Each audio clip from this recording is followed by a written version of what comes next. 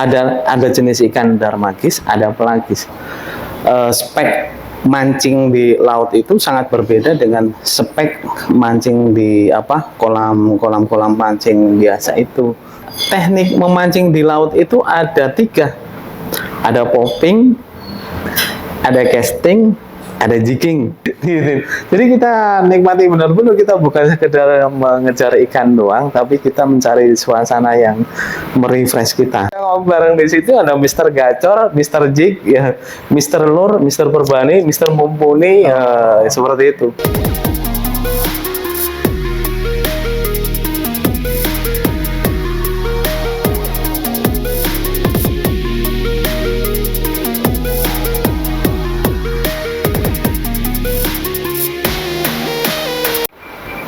Selamat malam rekan-rekan dari GDA Kreatif. Hari ini saya ada di Uncle House. Hari ini saya dapat narasumber yang pertama kali berkaitan dengan hobi. Bapak ini terkenal dengan Mr. Perbani. Mau cerita dengan beliau ini perihal hobinya tuh yang unik. Mancing, hobinya tuh mancing. Tapi bukan mancing keributan ya, mancing ikan, bukan mancing keributan. Jadi beliau ini udah lama nih main di laut, hobinya main di laut beliau. Lepas pantai malam hari ya kan. Jadi hari ini kita kesempatan nih ngobrol sama beliau di Uncle House. Mari nih kita cari tahu nih, orang-orang kayak saya nih kan ya normal aja kerja gitu. Kalau dunia mancing ini saya nggak tahu sama sekali. Gimana nih Mr. Perbani nih? Iya. Dari kapan sih mulanya tuh hobi mancing ini? Oke Mas. Jadi kalau pertanyaannya mulai kapan ya, sebenarnya hobi itu dari kecil. Ya dari SD itu saya sudah senang mancing kan, bersama-sama teman-teman teman kecil di kampung gitu. Bahkan dulu kalau mancing di sungai musim laron gitu, saya kadang dapat ikan wader. Kalau di Jawa itu namanya ikan wader yang kecil-kecil gini-gini yang buat digoreng itu sampai 50 ekor tuh. Dan mungkin hoki juga, makanya ke bawah-bawah terus tuh.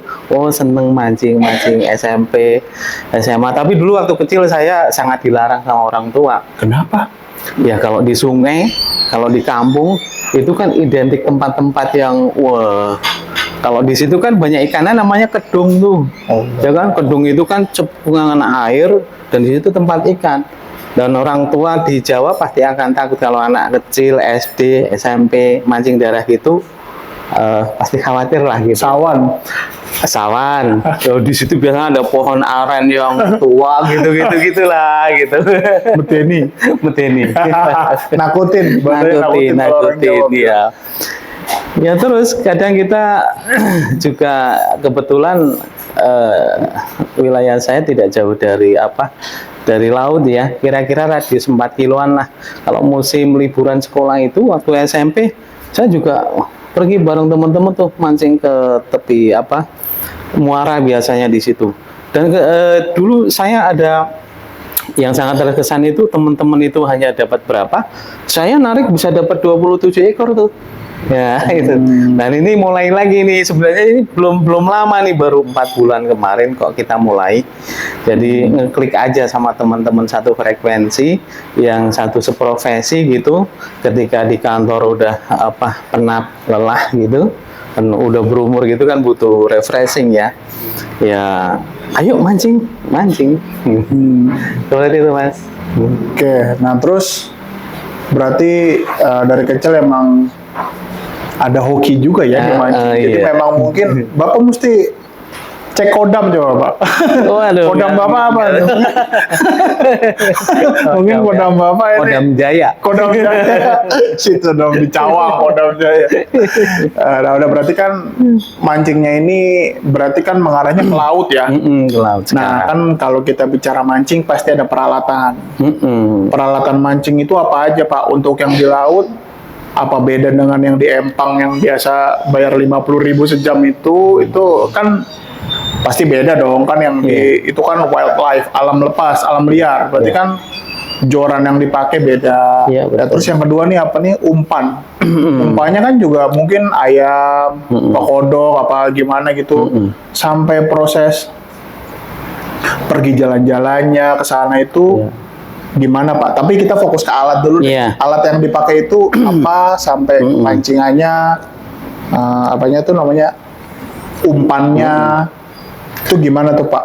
Jadi sebenarnya ketika saya diajak teman satu hobi itu, saya kemudian mencari informasi itu di YouTube. Di YouTube itu kan orang-orang yang paham tentang apa mancing laut itu kan banyak ya. Ya, kemudian saya tahu akhirnya bahwa spek mancing di laut itu sangat berbeda dengan spek mancing di apa kolam mancing biasa itu. Jadi di situ ada namanya set tackle. Set tackle itu satu set perangkat mancing yang terdiri dari rod atau joran, kemudian reel, kemudian tali PE-nya, dan ketika ke bawah ada namanya senar leader. Dari senar leader itu kemudian nanti dikasih hook atau mata kail. Dan antara mata kail dengan leader itu juga dihubungkan dengan namanya swivel atau kili-kili. Nah, nanti kita tinggal ngeklik aja tuh mau ganti ukuran. Kalau kita mancing laut itu saya biasa memakai ukuran hook ukuran 12. Bentar Pak, saya potong. Hook itu adalah mata kail. Mata kail. Nah, bahasanya biar yang umum tahu. Iya. Ya. Iya. Saya pikir hook itu kan mata kail. Jadi biar tahu mata kailnya gede ya. Ya, berapa gede. Tadi? Ukuran 12. Pokoknya 10 sampai 12. 12. Dia bukan ukuran ini, pokoknya namanya ukuran seperti kalau kunci apa itu?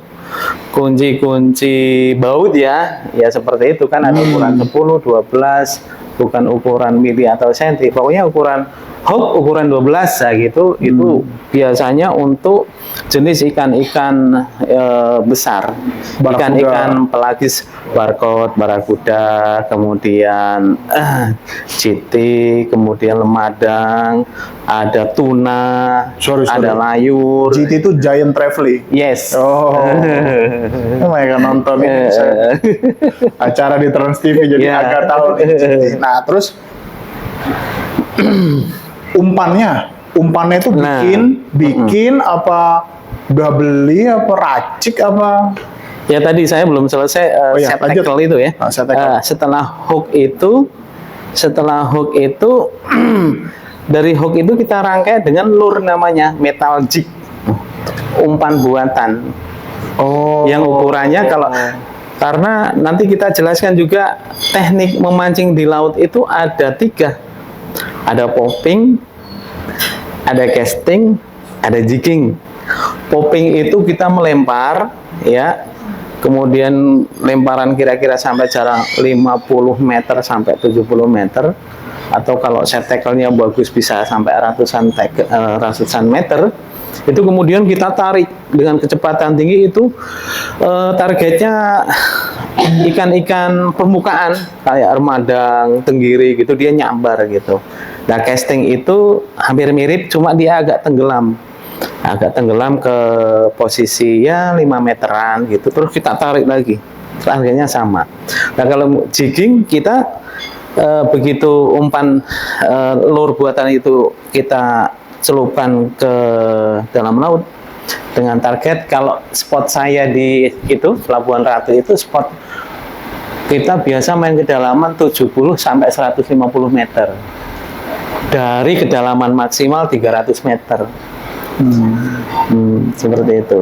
Dengan target di sana itu ikan layur seperti itu, ikan tuna, terus ikan apa itu cumi bagbon gitu, yang segede bantal yang saya lihatkan tadi ya, saya kayak gendong bayi gitu, seperti itu. Jadi asiknya di situ. Balik lagi ke umpan. Umpannya apa tuh Pak? Ya tadi ya, kalau untuk popper dia ya umpan popper ada bentuk-bentuknya di apa itu di online itu kan banyak dijual-jual, kita berarti semacam kayak cumi-cumi yang berwarna-warni itu ya. Jadi ditempelin di situ, jadi dia kayak bergerak sendiri, kayak mengikuti kayak dari alat di situ ya. Kalau saya fokus di jigging ya Mas. kita biasanya tergantung arus laut nanti. Kalau laut arusnya kenceng itu bisa pakai 200 gram. Tapi kalau kita landai, biasanya kita main di lure beratnya 100 gram. Nah, kenapa kita kok berubah-ubah gitu? Biasanya kalau arusnya kenceng, kemudian kita pakai lure dengan 100 gram, biasanya lari ke sana nih, ngikutin arus 100 gram itu. Makanya kita gedein. Jadi nanti tetap seperti ini. Nah, nanti kita mainkan nih, ada teknik jigging. Ya. Teknik jigging, kemudian nanti lure di bawah itu metal jignya kayak gini-gini menarik. Tapi kita tambahkan juga umpan buatan. Biasanya kita pakai tongkol yang kecil segini ya. Kita tongkol iris namanya. Terus kemudian kita kaitkan juga ke mata kail itu. Ya, ada umpan buatan, juga ada umpan iris. Kita mengadopsi dua teknik dengan penglihatan itu kan metal jig kita kan ada apa itu yang floria, yang kalau kita sinari kemudian nanti digelap dia nyala. Nah, itu yang saya maksud. Seperti itu. Kayak seperti binatang yang sebenarnya hidup. Ya. Terus kita juga menggunakan teknik mengundang dengan bau amis umpan tongkol iris itu gitu. Makanya teman-teman kalau kita pada waktu mancing yang tepat itu pernah kita dapat 69 ekor dalam satu bagan.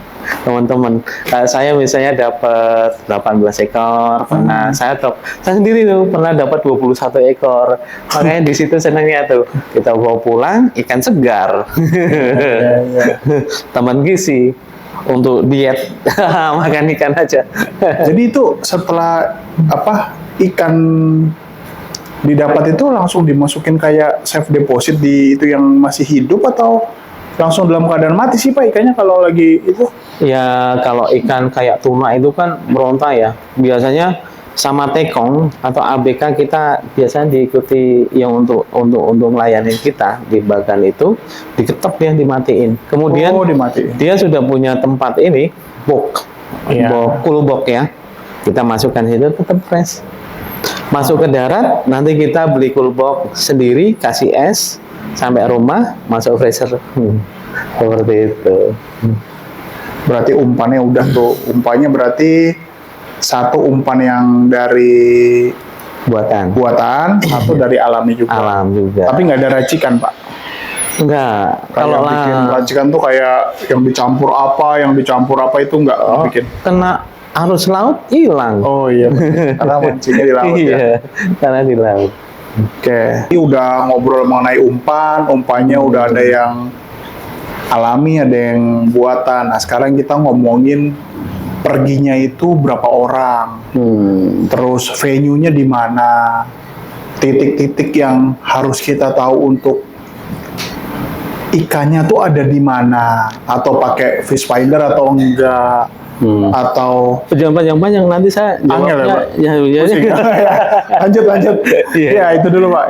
Pertama dulu tadi ya apa tuh rame-rame perginya rame-rame atau... ya kan kita punya komunitas nih. Oh punya komunitas. Kan sekarang itu kalau mau bikin komunitas sangat gampang ya. Kalau ketemu orang satu frekuensi masukkan dalam satu grup jadilah satu kegiatan yang sama yang asik. Nah, kita punya komunitas namanya Happy Angler. Jadi harapan kita itu pokoknya mancing itu ya bahagia aja lah. Happy Angler Teratai, wilayah Depok sini gitu. Terus kemudian kita sampaikan kita mau ada waktu bagus nih gitu kan. Berangkat nanti kalau teman-teman yang tidak ada kegiatan ya saya ikut. Nah itu biasanya kita 1 atau 2 mobil sekitar 4 sampai 8-10 orang kita berangkat bareng-bareng gitu. Berarti sewa kapal. Nah nanti sampai di area spot itu kita sebelum berangkat kita sudah punya kontak di langganan. Misalnya kita mau berangkat nih nanti jam sekian gitu. Oke Pak. Terus kita disiapkan umpannya ikan tembang aja ya, jangan tongkol, nanti kita iris ya gitu. Berapa kilo Pak? 5 kilo lah gitu, karena kita 10 kilo gitu. Oh jadi dari sini malah nggak bawa apa-apa udah ya? Ya kita bawa alat aja. Oh, sana yang siapin. Iya. Terus nanti kita sampai ke, ya kita di jalan makan siang. Makan siang nanti kita fasilitas Bagan itu juga ada dapurnya Mas. Di situ ada kompor, sudah ada wajan, pokoknya nanti kita minta dimasakin nasi, kemudian biasanya kita bawa bumbu racikan, salah satu anggota kita itu bawa racikan, kita biasanya si ikan kuah bumbu kuning gitu. Jadi kita di Bagan itu makan malam juga enak. Iya. Bukan kita yang tegang harus mencari ikan, enggak, kita nikmati benar-benar itu perjalanan itu gitu. Ya sebagai itu tadi happy angler itu, pokoknya kita seneng aja deh gitu. Dan kebanyakan sih ya itu tadi harus memilih waktu Mas. Memilih waktu ya. Pernah beberapa pengalaman pertama itu kan kita belum tahu waktu ya.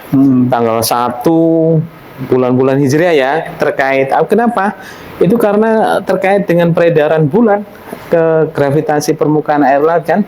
Sudah menjadi pemahaman bersama kan, kalau purnama itu ombaknya gede, ya kita nggak akan mancing karena nanti biasanya ikan akan nyebar, nggak akan ini. Dan kemudian bulan 1 atau bulan mati itu juga kurang bagus, ombaknya gede. Kapan gitu kita berangkat tanggal 28 itu udah bulan mati, ya kita nggak dapat, paling 1, 2, 3 aja. Ya paling bagus yaitu tadi Mister Perbani. Kenapa saya selalu mengingatkan teman-teman, pokoknya kita cari waktu timing Perbani gitu. Jangan sampai kita dari Depok sampai ke sana udah capek, boncos ya, kalau bahasa ini boncos ya. Rungkat. Nah jangan sampai seperti itu. Makanya kemarin 2 kali kita mancing tanggal 7 sama tanggal 21 itu yang gacor tuh. Yang saya dapat 21 temen ya. Mungkin teman-teman angler ada pengalaman lain, nggak tahu ya. Tapi Perbani juga nggak boleh dihantam oleh perubahan iklim yang ekstrim, tetap aja nggak akan bisa gitu. Jadi kita padukan. Saya juga punya aplikasi BMKG. Ketika masa bulan Perbani itu datang, kemudian BMKG itu menginformasikan cuaca maritim itu gelombang tinggi, ya kita nggak akan pergi ke sana juga gitu. Mungkin teman-teman angler nanti lebih paham lah gitu. Jadi intinya itu malah nggak bisa direncanakan ya? Kalau direncanakan tanggalnya misalnya minggu ini nih, terus tiba-tiba perubahan cuaca itu nggak baik gitu ya, berarti batal perginya? Iya kita batalin deh gitu, daripada kita capek doang gitu. Tapi terus bicara strike, langsung ke strike nih Pak, naik ke level strike, udah mancing, udah pasti strike kan? Nah itu strike tuh gimana sih tipsnya tuh supaya nggak kelelahan gitu? Itu juga nggak gampang Pak, karena apalagi kalau bukan orang yang biasa mancing, walaupun dia binaragawan sekalipun yang buahnya gede, main-main otot begitu juga nggak kuat. Kayaknya malah mengarah ke pinggang kan, malah ditaruh di sini ya. Betul. Wah itu, goyang-goyang itu. Tipsnya gimana tuh biar nggak capek gitu ya? Biar nggak capek ngadepin ikannya, atau tarik ulurnya gimana, pola ikan yang kita tahu udah kayak apa, itu gimana tuh Pak tipsnya itu Pak? Iya. Sebagaimana saya sampaikan tadi kan happy angler bahagia. Kita dari rumah itu sudah bawa kompor portable Mas. Kompor portable, kita sudah bawa kopi. Kita sudah bawa gula aren, gitu kan? Itu yang utama tuh. Di sela-sela kita mancing ya kita bikin kopi. Kemudian satu hal yang tidak boleh lupa, kita jangan lupa minum. Biasanya kalau kita sudah lupa minum wah itu larinya ke pinggang. Tapi kalau dari awal kita nggak sampai kekurangan minum, istilahnya dehidrasi gitu, ya kita siapkan 1,5 liter untuk 1 malam. Kita minum. Dan risikonya kencing ya, kencing gampang, tinggal ke bawah sor gitu. Jangan lihat sini dulu, sore. Seperti itu. Jadi nanti tetap seger badan ini.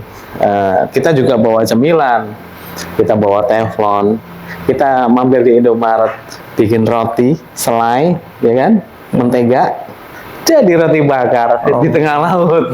Ada videonya nanti Jadi kita nikmati benar-benar, kita bukan sekedar mengejar ikan doang, tapi kita mencari suasana yang merefresh kita setelah kita penat bekerja. Berarti kalau kayak gitu pada saat strike itu, ya kalau memang lagi capek ya sudah lepas lepas itu gitu. Oh iya, saya mau nyampaikan tadi ketika strike itu set tackle itu menjadi penunjang, Mas.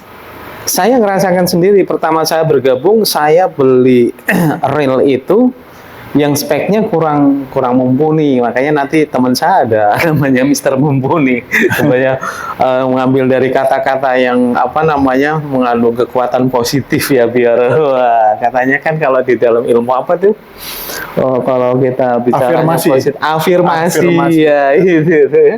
Iya, ada Mister Jig juga. Ada Mister Gacor, ada, asik gitu. Boleh nih diundang lagi nanti Pak, biar rame semua. Iya boleh, nanti kalau kita ngobrol bareng di situ ada Mister Gacor, Mister Jig, ya, Mister Lur, Mister Perbani, Mister Mumpuni, seperti itu. Jadi itu saya sampaikan mungkin untuk teman-teman angler yang masih awal ya. Mohon maaf ini kalau salah ini. Jadi pengalaman saya pribadi ketika saya mengambil reel dengan rasio rendah, itu naiknya lambat. Makanya saya kemarin kemudian beli reel jenis yang OH ya, bukan spinning. Ini makanya kita mau bicara detail sebenarnya panjang nih. Cuma kita ya singkat-singkat aja ya. Waktunya. Nggak apa-apa, mau 2 jam juga nggak apa-apa. Aduh, sayanya nggak kuat. Itu tadi gerasio, Mas. Gerasio itu pengaruhnya nanti pada speed kita narik itu 1 putaran itu, kalau gerasio lazimnya itu 7,2 banding 1, ada 5 banding 1, ada 3, sekian banding 1, ada 4 banding 1. Nah, pengalaman saya ngumpek online itu, ya saya ketemu yang 7,2 banding 1.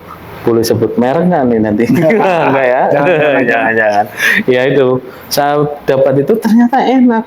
Wah, begitu kita ditarik, kita ini, karena kita 1 putaran gini ya, itu sama dengan 83 cm yang saya punya, dengan rasio 7,2 banding 1. Berbeda yang pertama saya punya 3,8 banding 1. Wah, sampai pegel, nggak naik-naik gitu, karena dia ya lambat.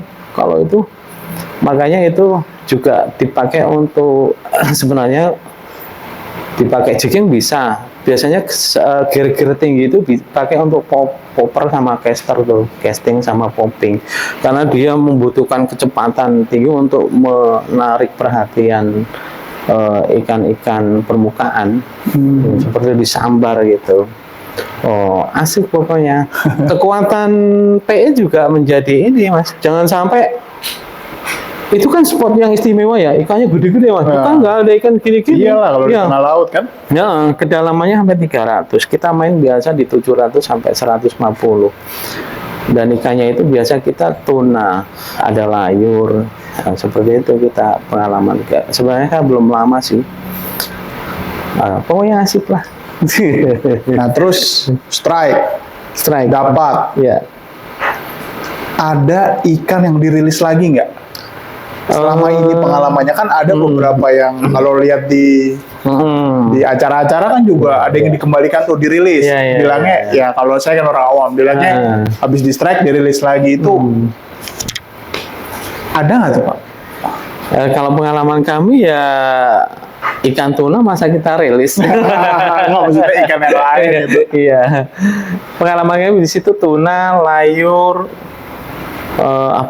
mata bongsang. Apa itu Pak? Saya Itu belum- kalau dicari di Google mata bongsa ini katanya ikan sultan loh. Itu ada di spot itu. Di spot Pelabuhan Ratu itu mata bongsang. Itu katanya ya itu, tapi kita turun dapat itu biasanya di kisaran 200-an. Kalau layur itu 70-an. Kalau tuna itu ya 70 sampai 90. Nah, seperti itu. Jadi ada tekniknya juga, Mas. Oh. Kita tidak asal ngulur PE turun aja gitu. Ada yang ngukur. Makanya PE itu sekarang itu ada warna-warna. Setiap warna 10 gitu kan. Oh. Makanya saya punya temen nih pemula. Canggih ya. Pemula nih. Dia nggak pakai warna, beli PE yang satu warna. Begitu kita teriak, misalnya saya nih, Mr. Purbani, udah narik. Wah, saya turun 80. Disambar sama tuna gitu. Saya akan teriak, hei, 80. Turun di 80. Bingung. Karena kita juga harus paham, Mas. Jadi jenis ikan itu namanya pelagis. Ada jenis ikan darmagis, ada pelagis. Darmagis itu ikan-ikan karang tuh kayak kerapu, tompel dan kawan-kawan. Nah, ikan pelagis itu yang melayang, yang rombongan kalau kita dilihat di TV atau di YouTube itu yang gerombol gitu. Nah, kalau ada tanda-tanda itu, wah berarti ada temennya gitu. Tunggu dulu, teman kita sudah mainkan itu jig.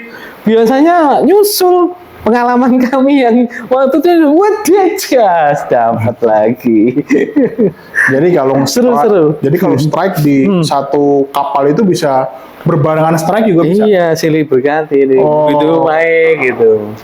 Dan di situ ada spot istimewa itu ada cumi ya. Cumi namanya apa saya nggak? Cumi babon. Kalau kita namanya cumi babon itu segede bantal, bener ya, segede gini nih. Seperti saya tadi tunjukin videonya sama Mas Andika tuh. Oh, saya bisa gendong cumi segede itu. Dan itu nyata ada gitu. Ada berapa cumi cuma segini doang. Tapi ada tuh yang segede bayi, lebih dari bayi orang. Saya timbang, saya itu lengkap Mas perlengkapannya. Saya ada kompor portable dan lainnya. Saya ada timbangan juga untuk seru-seruan ya. Timbangannya yang pakai begini atau digital Pak? Timbangan digital. Oh digital. Yang ya kekuatannya ya 25 kiloan gitu. Iya. Kita angkat gini 12,5 kilo. Bayi berapa? Tergantung 5 Pak. kilo paling. Iya. Iya. Itu 2 kali. Iya.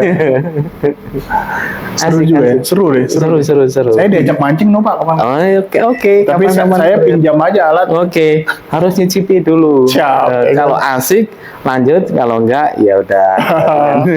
Sudah pernah nyicipin. Hal-hal apa nih yang kira-kira banyak kendala sih sebenarnya. Kalau suka ya pasti suka kan, bisa bikin roti bakar di atas, bisa makan ikan tuna segar. Mungkin kalau ikan yang baru aja ditangkap terus sampai dimasak itu kan manis kan, bener-bener enak ya kan, itu suka lah, lebih banyak suka. Tapi kalau dukanya apa nih selama ini yang mancing ini? Ada kendala apa gitu Pak yang nyebabin tuh mungkin besok nggak boleh terulang lagi, itu gimana gitu? Ya, makanya kita ketika mau melakukan satu kegiatan, kita biasanya juga mengenal manajemen resiko gitu. Ya, manajemen resiko. Teman-teman itu kalau di spot sana bagus. Setiap angler itu ketika bergerak menuju ke bagan, kira kisaran 20 menit, kita wajib menggunakan live vest. Yes. Oh, pelampung ya guys. Ya. Live vest itu pelampung. Ternyata nggak ngerti. Saya kebetulan agak-agak ngerti sedikit aja. Oh, jadi live vest ketika berarti ketika strike juga harus pakai live vest? Oh enggak, kalau sudah di situ ya sudah. Hanya perjalanan aja. Kalau kita lihat bagaimana resiko di YouTube yang sudah ditampilkan itu kan, ya pokoknya kita sudah pakai. Kalau ada apa-apa, tapi naudzubillah, ya manajemen resiko yang paling istimewa tentunya sebelum kita berangkat berdoa. Ya siap, itu kan Itu pasti wajib. ya. Cuma kan ada hal-hal yang kadang kita di luar badai, misalnya mau pulang nih habis mancing, badai, jadi kan si kapalnya itu mungkin itu kan sebenarnya kapal karena saya sering ke Kalimantan dulu ya. Jadi naik kapal yang buat mancing itu mungkin saya beberapa kali naik gitu kan. Memang dia kalahnya di arus yang besar. Iya. Ketika dia arusnya besar, dia agak goyangannya kenceng juga. Nah mungkin apakah pernah sampai jauh ke bawah arus atau bagaimana? Tapi selama ini aman-aman aja ya Pak. Enggak, iya. Aman-aman. Karena juga apa ownernya itu juga apa ketika ada iklim yang nggak bagus dia pasti akan lebih mengenali wilayahnya dong. Bahkan dia tutup. Ada statusnya 3 hari ke depan kita tutup. Nah, gitu. Jadi canggih juga mereka. Jadi kita nggak akan ini. Ya. Biasanya juga nelayan sekitaran pelabuhan juga nggak berangkat juga gitu. Ya, alhamdulillah sih. Apalagi sekarang kita kan juga punya aplikasi BMKG ya, yang di situ juga ada tampilan apa cuaca maritim. Kalau misalnya biru itu ombaknya 0,1 sampai 0,5 meter, kemudian hijau 0,5 meter sampai 1 meter, kuning 1 meter sampai 4 meter, terus oranye 2 meter sampai 4 meter ya. Nanti warna apa yang lebih ekstrim itu 4 meter sampai 6 meter gitu. Di BMKG ada itu. Dan kita juga sebagai second opinion itu kita cek juga sebelum berangkat. Terus ngomongin kapal nih. Kalau yang ada juga yang mau naik kapal itu yang kayak kapal boots yang yacht gitu, itu udah pernah Pak punya pengalaman kayak gitu? Jadi bukan naik kapal yang Pernah. Itu lebih enak yang tradisional manual yang biasa atau yang kayak malah di kapal pesiar gitu loh, mancingnya tuh yang mungkin ada fish findernya malah itu. Saya pernah itu yang kapal seperti itu, malah kita dihantam badai itu. Kita berangkat dari Ancol. Spot kita mau ke Karawang. Karawang ya. Kan jalur dari situ. Kita berangkat itu jam 1:30 antara jam 2. Sebenarnya kita sudah jam 5-an itu. Tapi Masya Allah itu ombaknya. Jadi kanan kiri itu karena masih gelap ya. Kanan kiri itu air itu seperti sudah kayak dinding gitu. Ya mungkin ya waktu itu ada yang teriak, "Gimana Cap?" gitu. Kaptennya langsung, "Pak, reschedule ya." Saya spontan karena kalau sudah ahli mengatakan seperti itu, berarti kondisinya sudah nggak bagus. Oke Pak, reschedule. Akhirnya kita balik ke itu. Kita perjalanan sudah 3 jaman itu. Waduh, akhirnya kita balik. Itu ada dukanya berarti. Saya sempat muntah-muntah. Itu dukanya berarti Pak. Jadi kalau memang mau berangkat itu saya sudah makan nasi goreng takut masuk angin. Keluar tuh nasi goreng. Wah. Nah itu dukanya. Tapi alhamdulillah itu sama teman-teman, doa itu penting gitu. Doa itu penting. Dialah Allah yang mengatur semuanya ya.